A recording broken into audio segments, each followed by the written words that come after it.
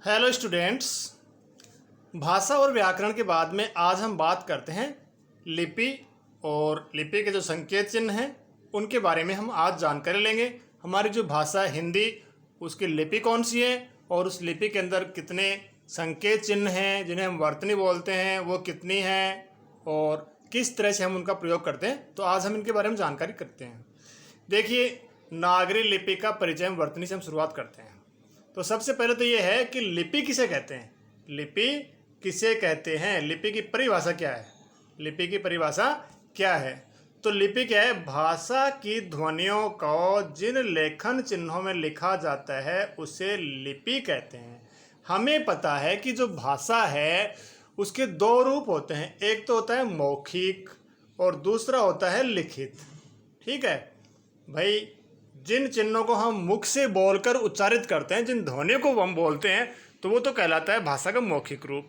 जैसे हम शब्द लेते हैं रमेश, तो रमेश जो बोला गया इसमें 3 ध्वनियाँ ली गई ना, रे में से, तो ये ध्वनियाँ हैं और इसका जो मौखिक रूप है वो हम उच्चारित करते हैं। दूसरा रूप होता है लिखित रूप।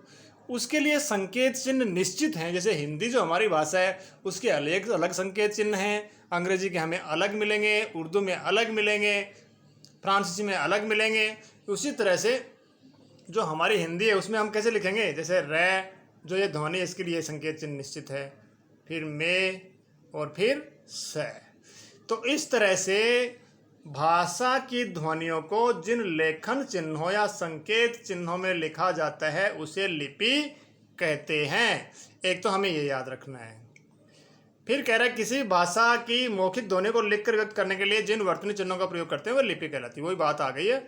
और अगली बात ये है कि जो लिपि है, पहली बात जो हमारी हिंदी भाषा है उसकी लिपि कौन सी है, तो उसकी लिपि कौन सी है? उसकी लिपि है देवनागरी लिपि। कौन सी लिपि है? हमारी जो भाषा है हिंदी उसके वर्तनी चिन्ह जो हैं, जो संकेत चिन्ह हैं जिन्हें हम लिखते हैं, तो वो हम लिखते हैं देवनागरी लिपि में। हिंदी की लिपि कौन सी है? देवनागरी। ठीक है, तो देवनागरी है हमारी लिपि। साथ साथ हम थोड़ी जानकारी ये लेते हैं कि जो देवनागरी लिपि है क्या अन्य भाषाओं की लिपि भी है? तो देवनागरी लिपि अन्य भाषाओं की लिपि भी है, कुछ भाषाओं की। और कितनी भाषाएं हैं वो? 5। देवनागरी हिंदी सहित 5 भाषाओं की लिपि है। कौन कौन सी हैं? संस्कृत। संस्कृत के लिए भी देवनागरी लिपि के जो संकेत चिन्ह उनको काम में लेते हैं या लिपि चिन्ह उनको काम में लेते हैं। हिंदी के लिए लेते ही हैं, मराठी में यही लेते हैं। कोंकणी जो गोवा में बोली जाती है, गोवा के आसपास के क्षेत्र में, तो वहाँ जो कोंकणी बोली जाती है उसकी जो वर्णमाला है वो देवनागरी ही है। और अगली है नेपाली। तो इस तरह से संस्कृत, हिंदी, मराठी, कोंकणी, नेपाली। कौन कौन सी? संस्कृत, हिंदी, मराठी, कोंकणी और नेपाली। इन 5 भाषाओं की लिपि कौन सी है? देवनागरी लिपि। कौन सी लिपि है? देवनागरी लिपि। जिस तरह से अंग्रेजी की लिपि कौन सी है? अंग्रेजी की लिपि रोमन लिपि है, पंजाबी की गुरुमुखी है और उर्दू की लिपि फारसी है। हम कई बार कंफ्यूज हो जाते हैं कि पंजाबी की लिपि कौन सी है, तो कई लोग देवनागरी कर देते हैं, लेकिन पंजाबी की जो लिपि है वो कौन सी है? गुरुमुखी लिपि है। अब क्या है कि देवनागरी लिपि का जो मानक रूप है कि भाई ये इसके अंदर माने जाएंगे। जैसे मान लो कोई भी अक्षर है, जैसे हम लिखते हैं झ। क्या लिखते हैं हम? झ। पहले इस झ को इस तरह से लिखा जाता था, लेकिन आज इसका मानक रूप ये है। ठीक है, तो आज अगर हम इसको लिखते हैं तो वो गलत माना जाएगा। ध हम ऐसे लिखते हैं, लेकिन कभी ये ध इस तरह से लिखा जाता था। अगर इस तरह से आप लिखते हैं तो वो क्या माना जाएगा? गलत माना जाएगा। इसलिए आज जो इसका मानक रूप है वही सही है, वही सत्य है। अब इसके मानक रूप के अंदर हम कितने संकेत चिन्हों को देखते हैं तो वो देखेंगे हम। जो मानक चिन्ह है या जो संकेत चिन्ह है, पहले मोटे तौर पर इनको 2 वर्गों में विभाजित किया जाता है। कौन कौन से? एक तो स्वर और एक होते हैं व्यंजन। देवनागरी लिपि के अंदर जो वर्ण या जो संकेत चिन्ह है, अक्षर हैं, उन्हें 2 वर्गों में रखा जाता है। कौन कौन से? स्वर और व्यंजन के अंदर। कौन कौन से हैं 2 वर्ग? स्वर और व्यंजन। स्वर कितने हैं? 11 हैं। मैंने पहले भी आपको बताया था कि स्वर कितने हैं? 11 हैं। ए, आ, ई, उ, री, ए, ऐ, ओ, औ। इनको हम मात्राएं भी कह सकते हैं। जिस तरह से क ख खड़ी लिखते हैं, फिर उसके बाद में क्या लिखते हैं, बार खड़ी लिखते हैं। तो बार खड़ी क्या है, जो क ख ग है उनके हम जो स्वर की मात्राएं लगा देते हैं वही क्या हो जाती है, बार खड़ी। तो ये जो बार खड़ी मान लें या अपन इसको संकेत चिन्ह मान लें या मात्राएं मानते हैं, तो मात्राएं क्या है कि जो है, ए की कोई मात्रा नहीं है। जैसे हम क लिखते हैं तो क में ए की जो ध्वनि है वो ध्वनि इसमें छुपी हुई है, लेकिन उसके लिए अलग से कोई संकेत चिन्ह लगने की आवश्यकता नहीं है। अगर हमने किसी वर्ण के हलंत नहीं लगा रखा है और उसको सीधा लिख रखा है, पूरा लिख रखा है, तो इसके अंदर उसमें ए की जो मात्रा है वो समायोजित है। ए की मात्रा को अलग से लिखने की ज़रूरत नहीं है, उसमें ए की मात्रा मान ली जाती है। फिर आ लिखते हैं तो आ के लिए क्या है, खड़ी पाई का प्रयोग करते हैं। आ के लिए खड़ी पाई का प्रयोग करते हैं। और फिर ई के लिए जो ये है, ई के लिए हम प्रयोग करते हैं इस तरफ से, बाईं तरफ से खड़ी पाई लेकर और उसको ऊपर से घुमाते हैं। बड़ी ई के लिए इसको दाईं तरफ से घुमाते हैं। ऊ के लिए एक जो घुंडी है वो इस तरह से लगाते हैं और ऊ के लिए इसको उल्टा लगाते हैं। इस तरह से मात्राएं हैं। फिर री के लिए जैसे इस तरह से लगाएंगे हम, तो री के लिए एक जो है घुंडी है उल्टी लगाते हैं। और आई, ए के लिए ये मात्रा है, आई के लिए इसको डबल कर देंगे। ओ के लिए ये मात्रा और एक खड़ी पाई। औ के लिए इनको 2 कर देंगे। तो इस तरह से इनकी जो मात्राएं हैं वो भी निश्चित हैं। तो स्वर कितने हैं, 11, और 11 ही इनकी मात्राएं हैं। इसके बाद में आते हैं अनुस्वार। क्या आते हैं, अनुस्वार, अंग। ठीक है, ये ध्वनि ए के बाद में नाक से बोली जाने वाली न की ध्वनि निकलती है, तो नासिक की ध्वनि निकलती है। ए के बाद में जो नासिक की ध्वनि निकलती है तो इसे क्या कहते हैं, अनुस्वार। जैसे अंश, अंदेशा, संपदा, हंस। फिर है अनुनासिक। अनुनासिक में क्या है, एक चंद्र बिंदु लगा के और उस पर बिंदु लगाते हैं। जैसे हंसना, धुआं, चांद, इनमें लगा रखा है। फिर है विसर्ग ध्वनि। विसर्ग में है की ध्वनि निकलती है और 2 बिंदु लगाते हैं किसी अक्षर या शब्द के बाद। अह, जिसका हम उच्चारण करते हैं अह। जैसे अधः पतन, दुख, मनः स्थिति। अब यहाँ आप 2 चीज़ों को समझेंगे, एक तो कौन कौन सी है, अनुस्वार, और एक है अनुनासिक। ध्यान रखने वाली चीज़ें 2 ही हैं, अनुस्वार और अनुनासिक। यहाँ क्या है, जो अनुस्वार है, अनुस्वार में तो एक बिंदु लगाते हैं और अनुनासिक में लगाते हैं चंद्र बिंदु। ठीक है, ये तो इनमें लिखने का अंतर है।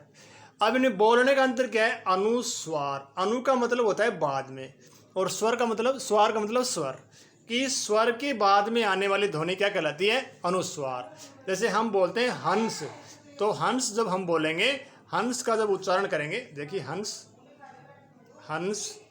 और अब इस हंस का उच्चारण करेंगे तो कैसे करेंगे, पहले बोलेंगे है, फिर है के बाद में ध्वनि आ रही है ए की ध्वनि, फिर किसकी आ रही है, न की ध्वनि, और फिर स की ध्वनि। इस तरह से ध्वनियाँ आती हैं। ठीक है, ये ध्वनियाँ आती हैं। है मतलब ए के बाद में निकलती है, स्वर के बाद में व्यंजन होता है, व्यंजन के बाद में स्वर होता है, और स्वर के बाद में जो नासिक की ध्वनि है वो निकलती है।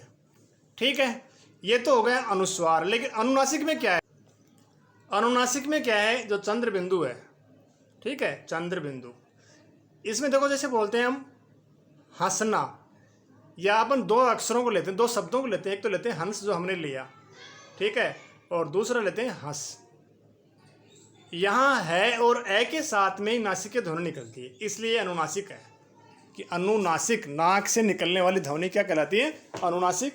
और अनुस्वार क्या है, स्वर के बाद में निकलने वाली ध्वनि क्या कहलाती है, अनुस्वार। और यहाँ अनुस्वार हमारे पास एक ही है जो नाक से निकलने वाली है। लेकिन जो हंस है, हंस के अंदर जो ध्वनि निकलती है वो एकदम साथ में निकलती है। तो ये आप समझ गए होंगे अनुस्वार और अनुनासिक का अंतर, कि अनुनासिक में ध्वनि साथ निकलती है और अनुस्वार में ध्वनि निकलती है नासिक की ध्वनि स्वर के बाद में। अब आते हैं अपने व्यंजन।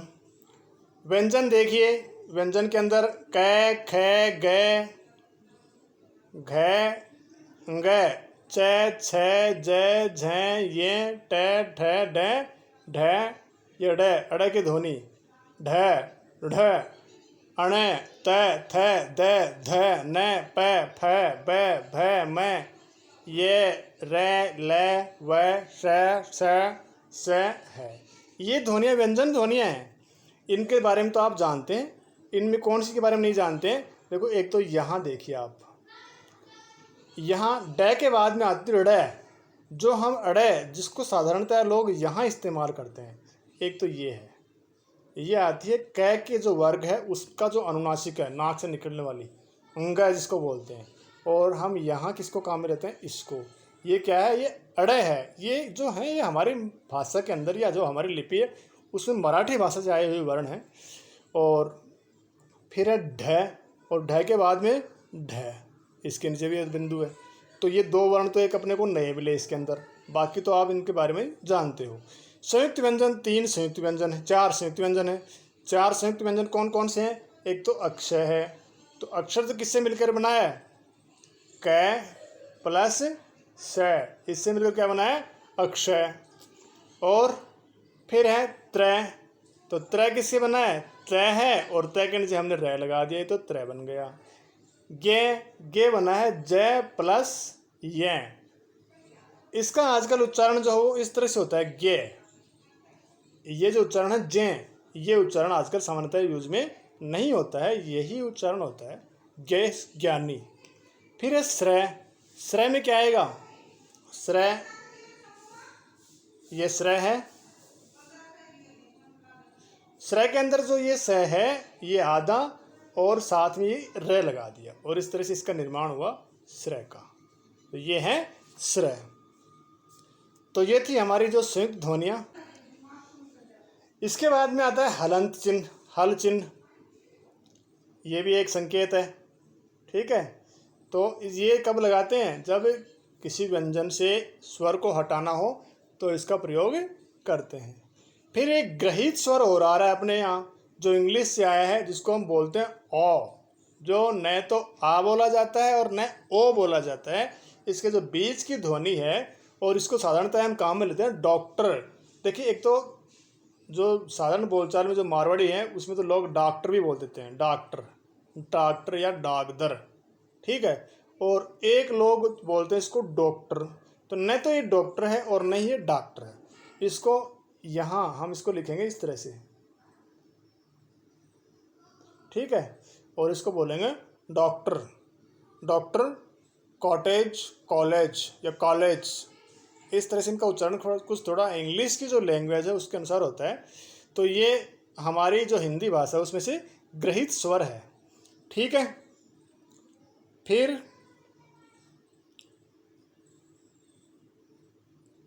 अपने पास में जो कुछ ध्वनियाँ हैं फारसी से, जो ग्रहित ध्वनियाँ हैं, जैसे कौन सी हैं, गरीब, गजल, थन, कौम, खत, मतलब एक जो नुक्ता है ये भी हमें फारसी से मिला है, ठीक है। एक नीचे जो नुक्ता लगाते हैं, कौन सी भाषा से मिला हमें, फारसी से, क्योंकि हिंदी भाषा के अंदर उर्दू के काफ़ी शब्द आ गए, और उर्दू के शब्दों के साथ में ही क्या आ गए हैं, ये फारसी के कुछ वर्ण जो चिन्ह है ये भी हमारी भाषा के अंदर आ गए हैं। तो इस तरह से देखिए हमने इसमें ये देखा है, आप इनको गिन सकते हैं कि 11 तो होते हैं स्वर। स्वर कितने होते हैं, 11। व्यंजन होते हैं 33, ठीक है, कैसे लेकर और श है तक। फिर 33 के बाद में 4 हमें मिल गए संयुक्त अक्षर। क्या मिल गए, संयुक्त अक्षर। 33 और 4 कितने हो गए, 37, ठीक। फिर हमें 2 मिल गए, एक तो अनुनासिक और एक अनुस्वार, तो कितने हो गए, 39। और 39 के बाद में हमें एक मिल गया विसर्ग, कितने हुए, 40। और 40 के बाद में हमें एक जो ग्रहित स्वर था ओ, ये मिल गया, तो ये हो गए 41, ठीक है। फिर हमें ये देखिए यहाँ पे अड, ढ, इस तरह के मिल गए हैं, तो कितने हो गए, 43। तो इस तरह से कुल मिलाकर हिंदी के अंदर जो संकेताक्षर हैं उनकी संख्या मानी जाती है 54। कुछ लोग इसमें 54 के बजाय 56 भी मान लेते हैं, जैसे एक हलंत को जोड़ लेते हैं, एक नुक्ता को जोड़ लेते हैं, लेकिन हमें इनको ध्यान में रखना है 54। अधिकतर जो एग्जाम्स हैं उनके अंदर 54 माना जाता है, 54 माना जाता है। स्वर 11, व्यंजन 33 और टोटल जो वर्ण हैं स्वर और व्यंजन मिलाकर तो हैं 44। अब से आपसे पूछा जाए कि हिंदी वर्णमाला में कितने अक्षर हैं, अगर 44 का ऑप्शन आता है तब तो हम 44 ही करेंगे, लेकिन अगर 44 ना आने के बजाय 54 आता है तो हम 54 मानेंगे, क्योंकि कुल संकेता अक्षर हैं वो कितने हैं, यहाँ पे 54 हैं। ठीक है, तो अब आप लिपि के बारे में अच्छी तरह से समझ गए होंगे। और समझ ही गए हैं तो अब जो कुछ क्वेश्चंस हैं उनका आप जवाब आसानी से दे सकते हैं। पहला क्वेश्चन है, लिपि किसे कहते हैं? तो भाषा को लिखने के लिए जिन संकेत चिन्हों का प्रयोग करते हैं वो क्या कहलाती है? लिपि कहलाती है। भाषा को लिखने के लिए जिन संकेताक्षरों या संकेत चिन्हों का प्रयोग करते हैं लिपि कहलाती है। हिंदी भाषा की लिपि कौन सी है? हिंदी भाषा की लिपि देवनागरी है। कौन सी लिपि है? देवनागरी। देवनागरी लिपि किन किन भाषाओं की है? तो 5 भाषाएं हैं, संस्कृत, हिंदी और मराठी और कोंकणी और साथ में नेपाली। तो इस तरह से इन जो 5 भाषाएं उनकी लिपि कौन सी है? देवनागरी लिपि 5 भाषाओं की लिपि है। स्वर और व्यंजन की संख्या बताइए। तो स्वर तो हैं 11 और व्यंजन कितने हैं? 33। देवनागरी लिपि में कुल कितने संकेत चिन्ह हैं? तो हम कितने मानते हैं इनको? 54, 54 मानते हैं। अनुस्वार एवं अनुनासिक में अंतर बताइए। अनुस्वार क्या है? स्वर के बाद बोली जाने वाली नासिक ध्वनियाँ कहलाती हैं अनुस्वार और उनका संकेत है बिंदु। और अनुनासिक क्या है? स्वर के साथ बोली जाने वाली अनुनासिक ध्वनियाँ क्या कहलाती हैं? नासिक की ध्वनियाँ बोली जाती है अनुनासिक। तो इसका जो संकेत चिन्ह है वो है चंद्र बिंदु, कि स्वर के साथ बोली जाने वाली नासिक की ध्वनियाँ अनुनासिक कहलाती हैं। ये इन दोनों का अंतर है। धन्यवाद। आज का जो अपना अध्याय है वो समाप्त हुआ।